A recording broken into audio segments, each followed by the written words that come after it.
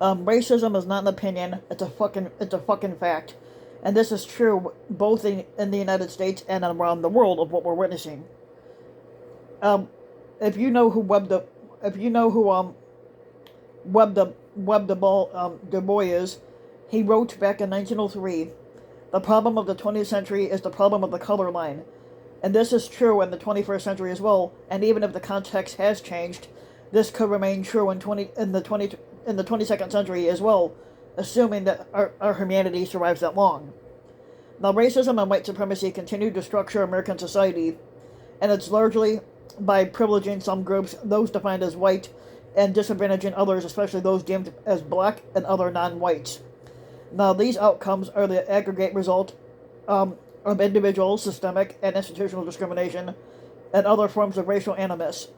This has been a fixture of American life and society since before the founding of a republic, and it went up to the post-civil rights era, and now the age of Trump and the 21st century form of fascism. Now, in practice, racism and white supremacy are what they call a changing same. It constantly adapted over time to fit American society in support of the maintenance and expansion of white privilege, white power, and white control. Racial attitudes and the values help to structure how Americans, particularly white Americans, feel about both the domestic part of politics and the foreign part of the policies. Now, for example, it is no surprise and really no mystery, as some members of the mainstream news media and the commentariat people appear to believe, many Republicans and other members of the white supremacy defend or even embrace Vladimir Putin and his war that's going on in Ukraine. Now, this is readily explainable. The Russian president is viewed by them as a champion of conservative values, and the possibility of a return to what they have deluded themselves into believing was a golden age of the white male Christian dominance over all areas of American and global society. Now, this is why I'm a fucking atheist. Okay. Now, Putin's politics, values, and strategic goals, at least in a general sense, they largely align with those of today's Republican Fascist Movement Party and the larger side of it. Now, taken together, they are a global front that's aimed at undermining or destroying what we call pluralism and multiracial democracy. Robert Reich, who's a contributor to The Guardian, said this in an essay. He wrote, "The Trump-led Republican Party openly supports Putin, but the Republican Party's animus toward democracy is expressed in ways familiar to Putin and other autocrats. And now make no fucking mistake, Putin's authoritarian neo-fascism party has rooted itself in the American roots." A writer at the Jewish Currents, David Cleon, explores and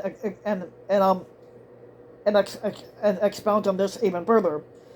On the Republican side, leading douchebags like Tucker Carlson, Steve Bannon, and Donald Trump have been more likely to offer actual defenses of Putin and Russia, but there's a deeper ideological affinity between the Western right side and Putin's Russia, one that emphasizes Russia's Christianness and whiteness, its hostility to the lesbian, gay, bisexual, transgender minorities, and its potential role as a bulwark against China, which many on the right view as 21st century America's true geopolitical rival. Now, in an essay that was written last Sunday for the New York Times, a woman named Emily Tamkin discusses this, the preoccupation with Putin's supposed strength. Strong may be the key word to use here, but in this construction, a strong leader is apparently one who cracks down on opposition, cultural, political, and does not concede. This idea dovetails with the right-wing ideas that the Democratic elites are actively corroding the deeply held traditional values, including the traditional gender roles. And for those who spend a fair amount of airtime worrying about the emasculation of men, the kind of strength that's portrayed by Putin, who on Monday convened his top security officials and demanded that they publicly stand and support him, is perhaps appealing to everyone. Many of the admirers of the world's strongman on the American Republican side appear to believe that the countries each of these men lead are beacons of whiteness, Christianity, and conservative values. These comments from the Republicans aren't exactly advancing a new position. Let's take a look back to 2018, when the political commentator Pat Buchanan said that Putin and Belarusian dictator Alexander um, Lukashenko were standing up for traditional values against the Western culture elites. Now, Russia is neither all white nor all Christian. It is a country that encompasses several religions. Basically, it encompasses several religions, regions, and ethnicities. Still, it is often perceived as white, though. Now, this construction of Putin as a beacon of the far-right values began with the far-right nationalists in Europe and later spread to the United States. And James Risen has also wrote this too, and he was even more direct in an essay for the Intercept. Vladimir Putin's brutal invasion of Ukraine is just the latest move in his long-running strategy to rebuild the Russian Empire by any means necessary. Now, while Putin hasn't strayed from his obsessions of 30 plus years ago, the U.S. Republican Party has been comprehensively altered into something that has not been recognizable since 1989.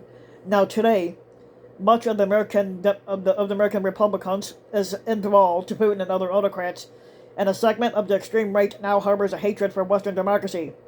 The new American Republican somehow sees Putin as a guardian of white nationalism who will stand up to the woke Democrats in the West, and they don't seem to care that he's a murderous dictator who has launched a war in the middle of Europe.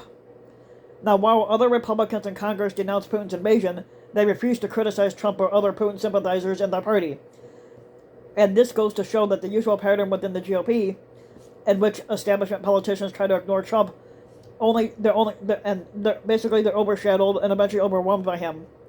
In the United States, meanwhile, perhaps the biggest political question in the aftermath of Russia's invasion of Ukraine is whether the Trumpist wing of the Republican Party will continue its sympathy for and appeasement of Putin. And for now, it seems likely that the pro-Putin Republicans will continue to allow their hatred for progressives and adherence to white nationalism to blind them to what Putin really fucking is. Now, these observations will help us highlight three foundational realities about American politics and the color line in the post-civil rights era and the age of Trump.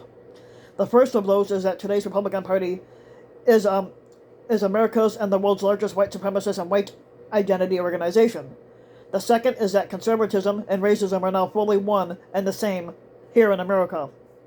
And the third is that on a fundamental level, Trumpism and American neo-fascism are nothing fucking new. Instead, they represent a continuation of evil forces that have long been present in American society, and they show very few signs of being vanquished. Ever since the invention of race as a concept in or around the 15th century, white supremacy and racism have been a global project.